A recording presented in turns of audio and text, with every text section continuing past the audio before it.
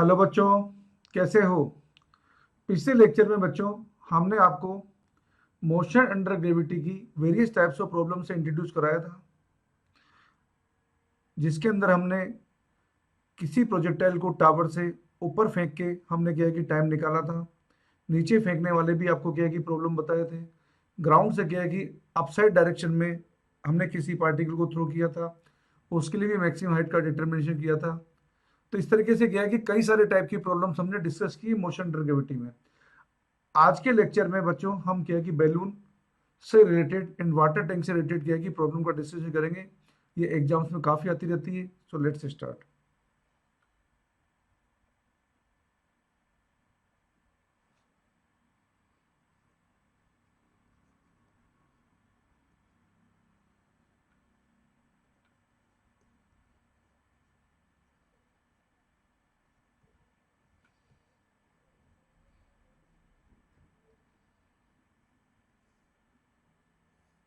ये बच्चों balloon problem बता रहा हूँ मैं आपको।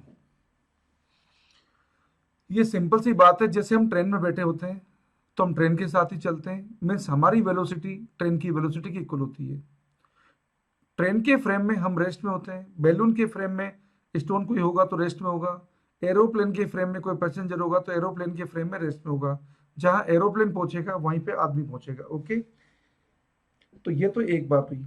तो जब कोई पार्टिकल बैलून के अंदर होता है तो वो बैलून के साथ ही चलता है, उसकी वेलोसिटी बैलून की वेलोसिटी की इक्वल होती है। लेकिन जब कोई पार्टिकल बैलून में से गिर जाता है तो जिस समय बैलून में से गिरता है उस समय वेलोसिटी तो बैलून की लेके आता है, लेकिन गिरने के जस्ट बाद उसमें एक्सेलरेशन मोशन अंडर ग्रेविटी के अकॉर्डिंग एप्लीकेबल होता है जिस फील्ड में वो गिरता है। तो आपको प्रॉब्लम इसको क्या है कि सिंपल वे में ऐसे कैसे सोल्व करना है। So let's start. तो देखते हैं बच्चों, ये यहाँ पे एक बैलून है।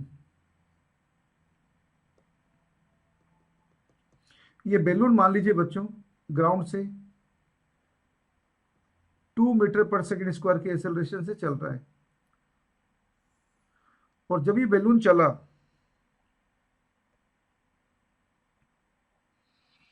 तो बच्चों बैलून के उड़ने के 10 सेकेंड बाद बैलून से एक स्टोन गिरता है। बैलून के उड़ने के बैलून की इनिशियल वेलोसिटी 0 है। बैलून के उड़ने के 10 सेकेंड बाद बैलून से एक स्टोन गिरता है। अब आपको बच्चों ये पूछा जा रहा है इस स्टोन को ग्राउंड तक पहुंचने में कितना टाइम लगेगा। जब बैलून से स्टोन गिर जाता है तो इस स्टोन को ग्राउंड तक पहुंचने में कितना टाइम लगेगा। अभी अभी आपको बताया कि बैलून से जब स्टोन गिरेगा तो गिरने के टाइम पर बैलून की वेलोसिटी जो होगी वही वेलोसिटी स्टोन की होगी। बैलून का जो डायरेक्शन ऑफ मोशन होगा वही डायरेक्शन ऑफ मोशन स्टोन का भी होगा। तो देखो बच्चों, बैलून यहाँ पे क्या है कि 10 सेकेंड पे कितनी वेलोसिटी अटेन कर लेगा। बैलून एक्सेलरेटेड है, ये नेट एक्सेलरेशन होता है। तो बैलून की वेलोसिटी 10 सेकेंड पे कितनी हो जाएगी बच्चों, v equal to u plus a t. U तो इसका 0 था, एक्सेलरेशन इसका 2 है और टाइम आपको 10 सेकेंड दिया है। तो बैलून के पास कितनी वेलोसिटी आएगी बच्चों, 20 मीटर पर सेकेंड। यही वेलोसिटी स्टोन की है। बच्चों क्या है कि बैलून ग्राउंड से कितना ऊपर आ चुका है, देखो एच इक्वल टू हाफ के नेट एक्सेलरेशन है 2 इंटू टी स्क्वायर जो आपको दे रखा है 10। ये आ चुका 100 मीटर ऊपर। अब देखो बच्चों क्या है कि बिल्कुल सिंपल है, आपको बताया कि बैलून की वेलोसिटी जो भी होगी वही वेलोसिटी स्टोन की होगी। तो यहां से स्टोन चला। अब आपको क्या है कि सिंपल मोशन अंडर ग्रेविटी में जो काम किया है आपको वही काम यहाँ पे करना है। इस स्टोन के पास कितनी वेलोसिटी है, 20 मीटर पर सेकेंड। ये स्टोन कितनी हाइट पर है, 100 मीटर पर। ये बच्चों स्टोन कितनी हाइट पर है, ये स्टोन है 100 मीटर की हाइट पर।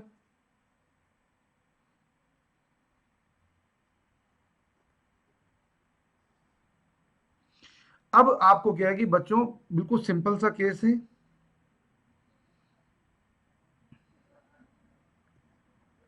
इस स्टोन को क्या है कि ग्राउंड पे पहुंचने में कितना टाइम लगेगा आपको बस कैलकुलेशन करनी है। यही काम आप पहले भी कर चुके हैं मोशन अंडर ग्रेविटी में, अब सिंपल केस बन चुका है। ये स्टोन क्या है कि देखो पहले ये स्टोन क्या है कि ऊपर जाएगा। तो बच्चों मान लो ये कोई पॉइंट है पी, यहां से बी पॉइंट तक जाता है। आपको ये पहले भी बताया जा चुका है, पी से बी पॉइंट पे जब जाएगा स्टोन तो कितना टाइम लेगा। ये टाइम लेगा बच्चों v equal to you minus ji into t. तो बच्चों टाइम कितना लगा इसको, 2 सेकेंड। अच्छा बच्चों, जब ये कहेगी पी पॉइंट से बी पॉइंट पे जा रहा है तो कितनी हाइट अटेन करेगा? ये हाइट अटेन करेगा एच। एच हाइट कितनी होगी बच्चों? You square upon 2g। ये बच्चों 400 अपॉन 20 कितना हो गया? 20 मीटर। अब बच्चों ये स्टोन क्या है कि बी से ग्राउंड पे आएगा। ग्राउंड पहले कितना था? 100 मीटर, और अब कितना और ऊपर था वो? 20 मीटर। टोटल कितना गिरना है बी से? बी से बच्चों स्टोन को आना है ग्राउंड तक, कितना गिरेगा? 120 मीटर। तो टाइम कितना लगेगा? तो टाइम लगेगा बच्चों इसको 2 इंटू 120 अपॉन 10। एक जीरो से एक जीरो कट गया, ये हुआ है 24। 24 को बच्चों हम क्या लिख सकते हैं? 24 को लिख सकते हैं 6 इंटू 4, तो 2√6 हो जाएगा। तो बच्चों इस स्टोन को ग्राउंड तक आने में कितना टाइम लगा? 2 सेकंड तो पहले ही लग चुके हैं, 2√6 सेकंड ये लगे। तो टोटल टाइम क्या है कि बच्चों इसको, टोटल टाइम बच्चों ग्राउंड तक आने में कितना टाइम लगा इसको? 2 + 2√6 सेकंड। बच्चों स्टोन को ग्राउंड तक आने में टोटल टाइम लगा है 2 + 2√6 सेकंड। बच्चों स्टोन को ग्राउंड तक आने में टोटल टाइम लगा है 2 + 2√6 सेकंड। ओके, इस तरीके से आप क्या है कि स्टोन का अगर कोई प्रॉब्लम हो जो बैलून से गिरने वाला हो उसका एनालिसिस आप ऐसे कर सकते हैं। अगर क्या है कि ये पूछा जाए कि स्टोन ग्राउंड पे किस वेलोसिटी हिट करेगा, तो ये क्या है कि बी से जी तक का टाइम था, तो आप क्या है कि उसकी वेलोसिटी फाइंड कर सकते हैं। वेलोसिटी क्या है कि जी टी। तो जी तो कितना? 10। तो 10 इंटू 2√6 करोगे तो कितना आएगा? ये बच्चों स्टोन ग्राउंड पर इतनी वेलोसिटी से हिट करने वाला है 20√6 मीटर पर सेकेंड से। अब बच्चों हम आपको क्या है कि वाटर टैंक से रिलेटेड प्रॉब्लम्स का डिस्कशन कराने जा रहे हैं। So let's see. अब बच्चों हम आपको क्या है कि बात बता रहे हैं, एक वाटर टैंक है जो किसी हाइट पे लोकेटेड है, मान लीजिए फॉर एग्जांपल 80 मीटर हाइट पे लोकेटेड है। इस वाटर टैंक से क्या है कि water drops are falling at the regular time interval. आपको क्या दिया है बच्चों कि water drops are falling from the water tank at regular time interval. देखो बच्चों ये दे रखा है, ये वाटर टैंक है।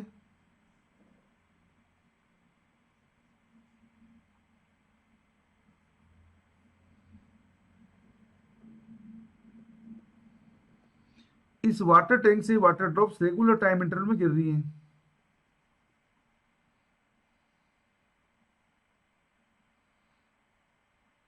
ये बच्चों फर्स्ट ड्रॉप है, ये सेकेंड ड्रॉप है, ये थर्ड ड्रॉप है, और बच्चों ये फोर्थ ड्रॉप गिरने वाली है। और वाटर टैंक लोकेटेड है 80 मीटर हाइट पर। क्वेश्चन में बच्चों आपको दिया हुआ है कि वाटर टैंक की हाइट है ग्राउंड से 80 मीटर। जब ग्राउंड पर फर्स्ट ड्रॉप पहुंचती है तो वाटर टैंक से फोर्थ ड्रॉप गिरने वाली होती है। हमें क्वेश्चन में पूछा है कि second drop and third drop के बीच में सेपरेशन कितना है। हमें बात मालूम है बच्चों, मोशन अंडर ग्रेविटी में जब पार्टिकल इनिशियली रेस्ट से स्टार्ट होता है, जब पार्टिकल इनिशियली रेस्ट से स्टार्ट होता है तो सेम टाइम इंटरवल में डिस्टेंस ट्रेवल्ड का रेशियो होता है बच्चों 1:3:5:7। तो यहाँ पे भी क्या है बच्चों, ये फर्स्ट ड्रॉप है, ये सेकंड ड्रॉप है, थर्ड ड्रॉप है, ये फोर्थ ड्रॉप है। तो ये अगर क्या है कि यहाँ पे एक्स डिस्टेंस ट्रेवल करेगा तो ये कितना ट्रेवल करेगी? 3x। ये कितना ट्रेवल करेगी? 5x। बस क्वेश्चन सोल्व हो गया। आपको यही कंसेप्ट लगाना था। तो क्या हुआ बच्चों, x + 3x + 5x equal to कितना हो गया? 80 मीटर। टोटल कितना हो गया? ये 9x इक्वल टू कितना हो गया? 80 मीटर। तो x कितना हो गया बच्चों? 80/9 मीटर। आपको क्या पूछा है? आपको पूछा है find the separation between second and third drop. तो separation between second and third drop,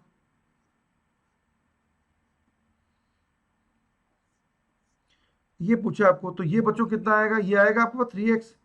तो हमारा आंसर कितना हो गया? ये हो जाएगा बच्चों 80/3 मीटर। ये हमारे क्वेश्चन का सॉल्यूशन है जिसमें हमें पूछा है कि सेपरेशन कितना होगा second drop and third drop के बीच का। ये हमारा आंसर है।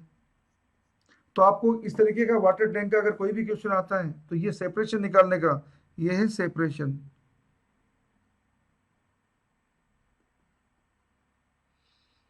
Between second and third drop. आप आराम से क्या है कि ऐसा क्वेश्चन सोल्व कर सकते हैं, कोई दिक्कत ही नहीं इसके अंदर। तो आपने बच्चों यहाँ पे क्या है कि वाटर टैंक की प्रॉब्लम भी देख ली है, बैलून की प्रॉब्लम भी देख ली है। अब बच्चों यहाँ पे क्या है कि कभी कभी एक एयर बस की प्रॉब्लम भी आती है, वो भी आपको बता देते हैं। तो लेट्स सी।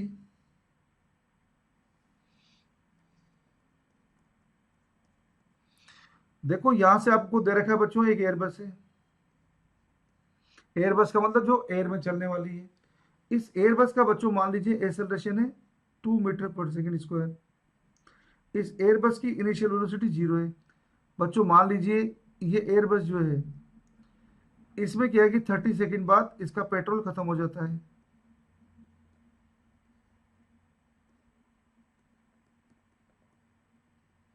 अब आपको पूछा है पेट्रोल खत्म होने के बाद ये रुकने वाली थोड़ी है, इसका कुछ ना कुछ वेलोसिटी होगी।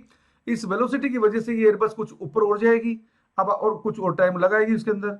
तो आपको ये पूछा है बच्चों कि ये एयरबस जो है मैक्सिमम कितनी हाइट तक पहुंचेगी, और मैक्सिमम हाइट तक पहुंचने में इसको कितना टाइम लगेगा, ये आपको पूछा गया है। तो देखिए बच्चों, यहां से क्या है कि बच्चों ये ग्राउंड से चली, ये पी पॉइंट पे जाके इसका पेट्रोल खत्म हुआ, और बी पॉइंट इसका हाईएस्ट पॉइंट है। ये मान लीजिए बच्चों हाइट h1 है, ये मान लीजिए बच्चों हाइट h2 है, और यहां तक क्या है कि आपको दे रखा है बच्चों टाइम पहले से पता है t1, तो और ये टाइम t2 है बच्चों। हमें ये बताना है 30 + t2 कितना होगा, और h1 + h2 कितना होगा। देखो बच्चों, जब एयरबस का पेट्रोल खत्म हो जाएगा तो एयरबस के पास कुछ ना कुछ वेलोसिटी होगी, लेकिन जी के काम करने की वजह से ये वेलोसिटी डिक्रीज होगी और हाईएस्ट पॉइंट पे जाके वेलोसिटी 0 बन जाएगी। तो देखो हम कैसे कैलकुलेशन करते हैं। पहले तो सबसे पहले तो क्या है कि एयरबस के अंदर पेट्रोल था, उसकी इनिशियल वेलोसिटी 0 है, उसमें एक्सेलरेशन 2 मीटर पर सेकेंड स्क्वायर है। तो बच्चों ग्राउंड से पी पॉइंट तक, ग्राउंड से पी पॉइंट तक बच्चों एयरबस ने कितनी हाइट अटेन करी है। h1 यू तो 0 था, हाफ ए इंटू टी स्क्वायर, टी दे रखा आपको 30। तो कितना हो गया बच्चों, जितने भी मशीन्स होती हैं जैसे एयरबस, ये एक्सेलरेशन नेट एक्सेलरेशन होते हैं। तो कितनी कितनी हाइट अटेन कर ली बच्चों, इसने हाइट अटेन कर ली है 900 मीटर। ओके, कितनी वेलोसिटी आ गई बच्चों इसकी,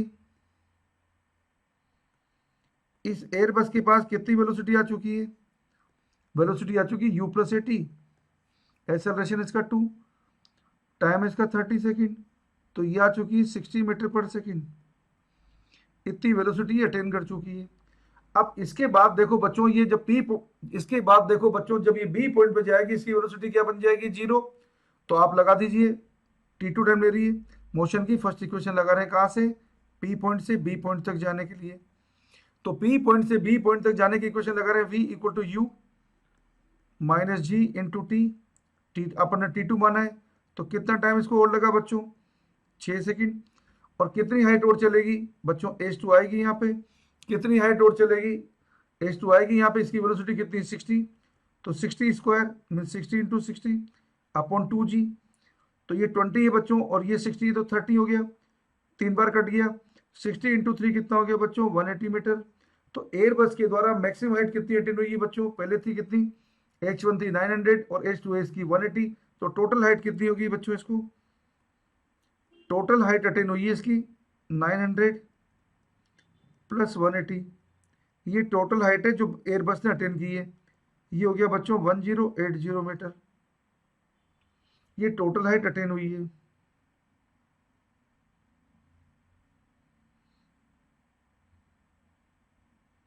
एयरबस के द्वारा टोटल हाइट अटेंड है बच्चों 1080 मीटर।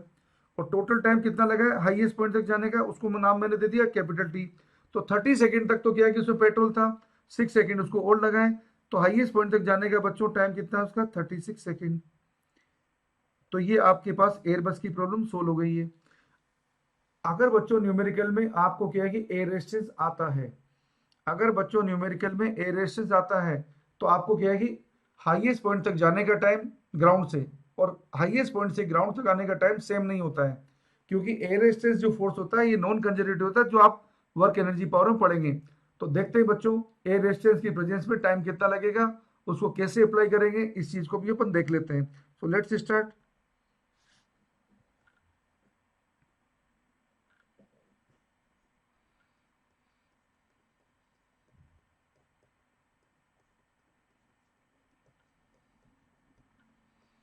ये बात बता रहा हूं इफेक्ट ऑफ एयर रेजिस्टेंस की।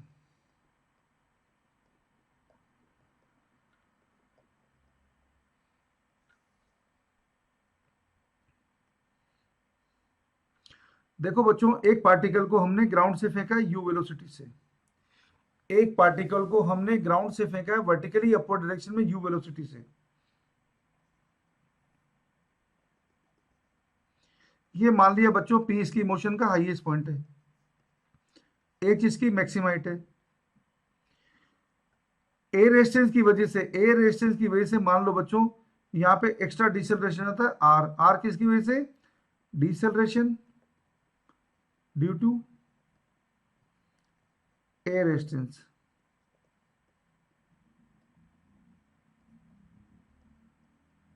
तो बच्चों जी तो काम करता ही है, वो तो हमेशा नीचे ही काम करता है, लेकिन रेजिस्टेंस का क्या है कि जो डिसेलरेशन है वो हमेशा किधर लगेगा? मोशन के अपोजिट डायरेक्शन में। बच्चों मान लिया ग्राउंड से पी तक जाने में इसको जो टाइम लग रहा है वो है टी ए, टी ए का मतलब है टाइम ऑफ असेंट। तो कैलकुलेशन हम क्या है कि उल्टी स्टार्ट कर रहे हैं, उल्टी स्टार्ट करने का मतलब पी से स्टार्ट कर रहे हैं। क्यों स्टार्ट कर रहे हैं? क्योंकि पी पर वेलोसिटी जीरो होती है, तो क्वेश्चन सोल्व करना हमारे लिए आसान होगा। तो बच्चों यहाँ पे जब बच्चों यहाँ पे पार्टिकल जी से पी की तरफ जा रहा होगा तो जी भी नीचे काम करेगा, आर भी नीचे की तरफ काम करेगा। तो टाइम कितना लगा? हाइट कितनी है? एच, टाइम लगेगा 2h अपॉन टाइम कितना लगेगा बच्चों? यहाँ पे बच्चों टाइम कितना लगेगा? जब पार्टिकल जी से पी जाएगा तो टाइम कितना लगेगा? 2h upon g plus r, इतना टाइम इसको लगेगा ऊपर जाने में। जब पार्टिकल ऊपर से नीचे आएगा, देखो ये डायग्राम, जब ऊपर से नीचे आ रहा है पी से नीचे की तरफ, ये है इसकी डाउनवर्ड जर्नी।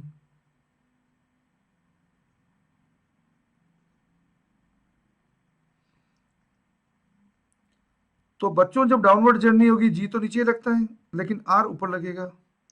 अब बच्चों क्या है कि टाइम कितना लगेगा? ये है टाइम डिसेंट, वो लगेगा 2h upon ji minus are. तो देख सकते हो बच्चों कि नीचे जी माइनस आर है, वहां जी प्लस आर है, तो नेचुरल सी बात है जी माइनस आर कम होता है जी प्लस आर से। तो याद रखिए बच्चों, टाइम ऑफ डिसेंट ज्यादा होता है टाइम ऑफ असेंट से। ये क्या है कि कई बच्चों को मालूम नहीं होता है, ये अच्छी तरह ध्यान रखिए। जब जर्नी होती है एयर रेजिस्टेंस की प्रेजेंस में तो टाइम ऑफ डिसेंट ज्यादा होता है बच्चों किससे? टाइम ऑफ असेंट से। तो इस तरीके से आप क्या है कि एयर रेजिस्टेंस को अप्लाई कर सकते हैं न्यूमेरिकल प्रॉब्लम में। लेकिन अगर एयर रेजिस्टेंस का डिस्कशन नहीं है बच्चों तो आपको एयर रेजिस्टेंस को कंसिडर नहीं करना है। अब अगले लेक्चर में बच्चों हम आपको क्या है कि यहाँ पर प्रोजेक्टाइल मोशन का डिस्कशन कराएंगे। प्रोजेक्टाइल मोशन और मोशन अंडर ग्रेविटी के अंदर क्या है कि काफी सिमिलरिटी है, बस डिफरेंस है तो एक ही बात का है कि प्रोजेक्टाइल मोशन के अंदर पार्टिकल को अपन किसी एंगल पे थ्रो करेंगे एंड मोशन अंडर ग्रेविटी में पार्टिकल को वर्टिकली अपवर्ड थ्रो कर देते हैं। जब किसी पार्टिकल को हम किसी एंगल पे थ्रो करेंगे तो उसकी वेलोसिटी के दो कंपोनेंट हो जाएंगे, एक कंपोनेंट हॉरिजॉन्टल हो जाएगा, एक कंपोनेंट वर्टिकल हो जाएगा। हॉरिजॉन्टल कंपोनेंट का एनालिसिस अपन सिंपल जैसे पहले करते आ रहे थे, कांस्टेंट वेलोसिटी से कोई पार्टिकल चलता था वैसे के वैसे करते जाएंगे, और जो वर्टिकल कंपोनेंट है उसकी जर्नी मोशन अंडर ग्रेविटी में पार्टिकल की जो जर्नी थी उसके अकॉर्डिंग ही होगी। तो कहने का मीनिंग क्या है कि प्रोजेक्टाइल मोशन को अंडरस्टैंड करना बहुत ईजी है। अगले लेक्चर में आपको क्या है कि प्रोजेक्टाइल मोशन स्टार्ट करेंगे। ओके बच्चों, सी यू बच्चों, थैंक यू।